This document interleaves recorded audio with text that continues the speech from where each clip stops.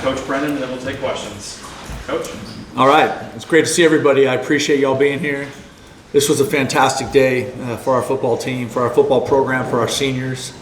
But first, I just want to thank the fans for showing up. I thought that was awesome.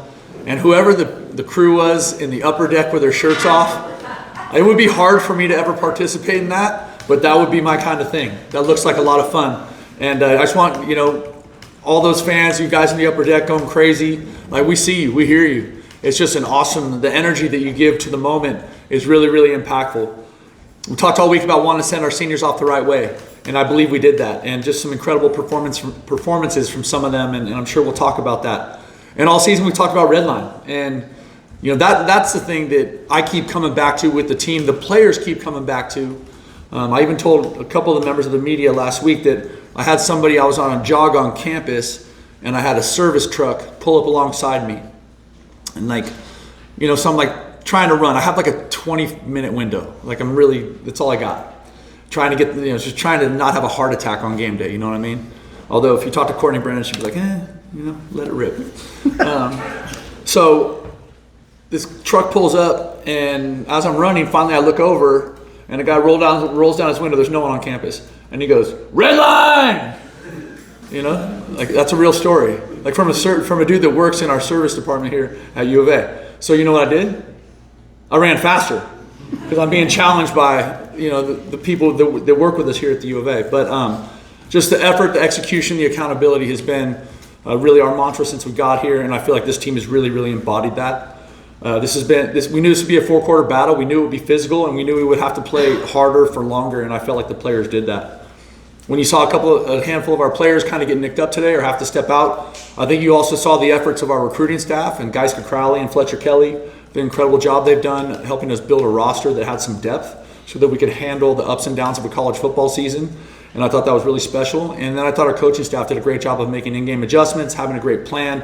We had an awesome week of practice. Our players attacked practice all week. And there's just an awesome, there's an awesome vibe and energy to this football team.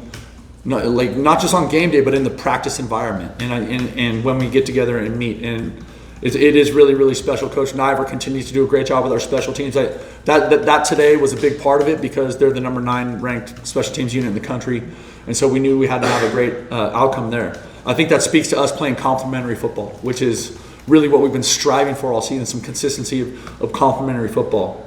But so much fun. The takeaways by the defense. The balanced attack by our offense. It was just a really awesome day in Arizona Stadium. Casino del Sol Stadium. And a really special day for our seniors. And I'm so thankful, going into this next week here, Thanksgiving is such a big holiday. I'm so thankful for this group of seniors and everybody that's in this program because, like I told you guys on Monday, the kids that are here, the young people that are here, the coaches that are here, they either chose to come or they chose to stay. But all of them made that decision because they believed in the University of Arizona, and they believed in our coaching staff, and they believed in the people that are part of this program here, players and coaches. And so, I'm fired up. Bear down. Let's go. I'll take your questions now. Thank you, Coach. Justin and then Michael. So that fourth quarter avalanche kind of got started by Traden Stoops' interception. What did you think about him having that moment considering it's his last home game, and just how did that fourth quarter just kind of happen for you guys? Traden Stoops is literally one of the best football players I've ever been on a field with. His awareness, his toughness, just his technical excellence, his smarts, and it was so awesome because it's like, he talked to the team last night. He's in his 6th year.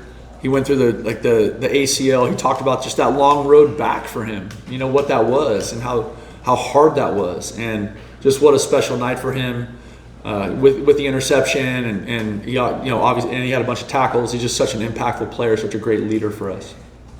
Michael and then Brian. You alluded to it in your opening statement, but the depth has really shown itself in the last few weeks when you start to get some guys hurt.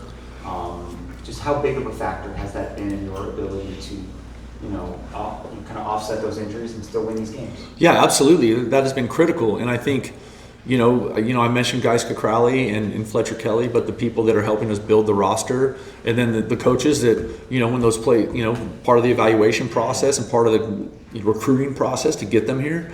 I think, for those pieces to come in the offensive line, they had to believe in Josh Oglesby.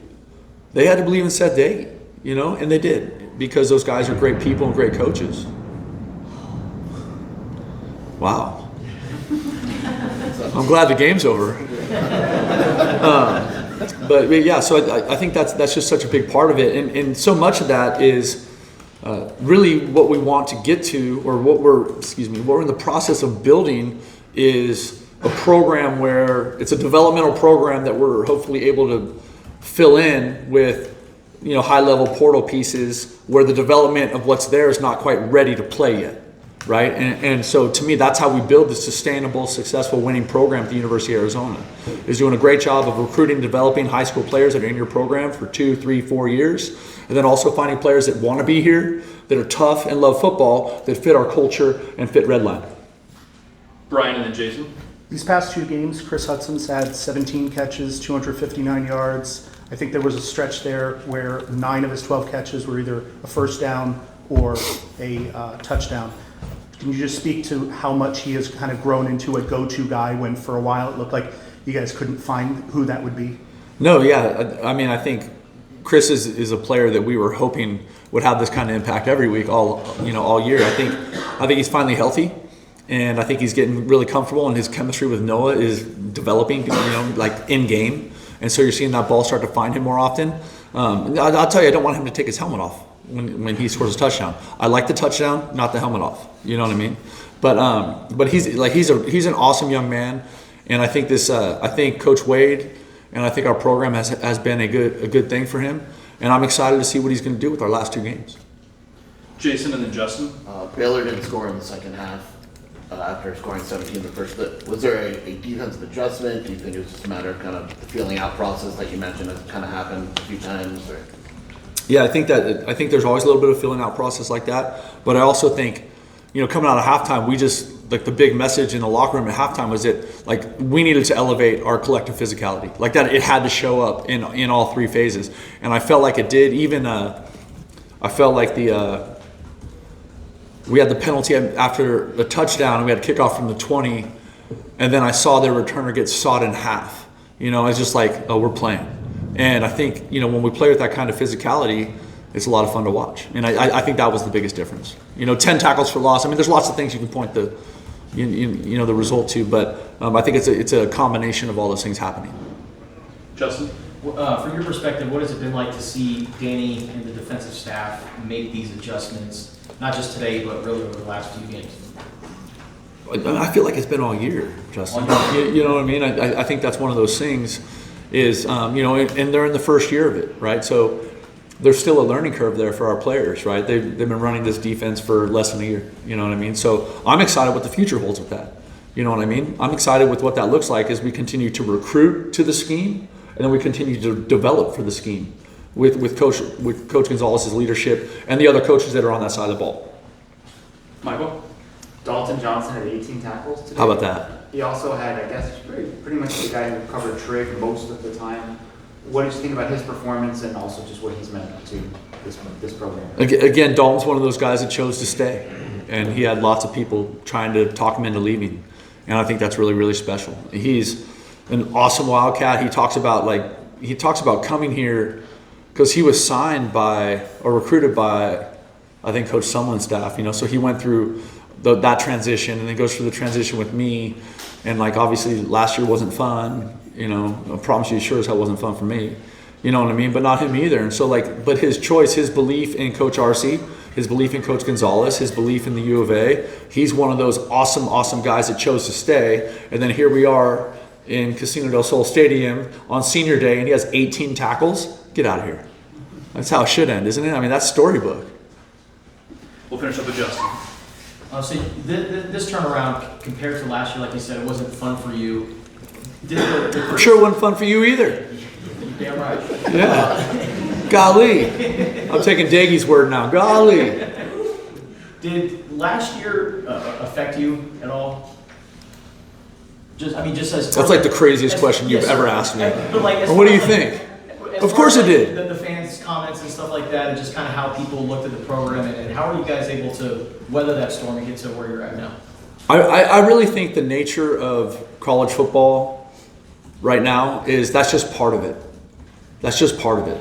You know what I mean? And I think the trick or what you're trying to do, because like I'm a grown up, right? You know what I mean? So like I'm not going to get caught up in things I don't control. But it's hard for your players. Like you and I have talked about that before. It's hard for them when someone can hit them on Twitter. Like everyone has access to our players now.